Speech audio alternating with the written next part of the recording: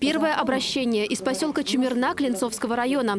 Дом номер 25А по улице Строителей нуждается в скорейшем ремонте кровли. В профильную региональную программу он внесен, однако на 23-25 годы. В данном доме проживает 21 человек, двухэтажный двухподъездный дом, и там люди, как говорится, в возрасте уже. Решением губернатора в соответствии с нормативными документами правительства создана комиссия по рассмотрению обращений по переносу сроков. Принято положительное решение, внесены изменения в региональную программу.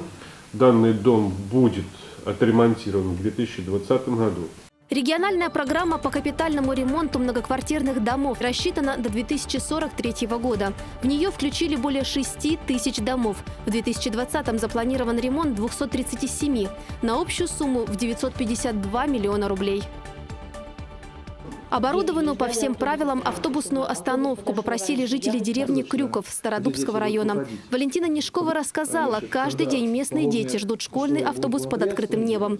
Здесь Мурат Зязиков потребовал назвать конкретные сроки. 1 июня работы будут выполнены. Вопрос снимается только тогда с контроля, когда он находит свое решение.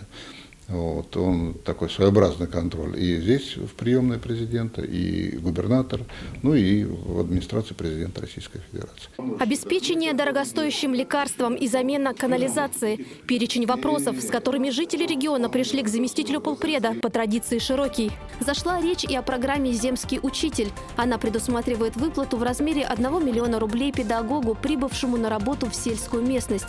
В этом году таким образом в школы Брянской области планируется привлечь 7 специалистов. У любого человека, у жителя есть право обращаться и к региональной власти, и в местные муниципальные органы, ну и к президенту Российской Федерации.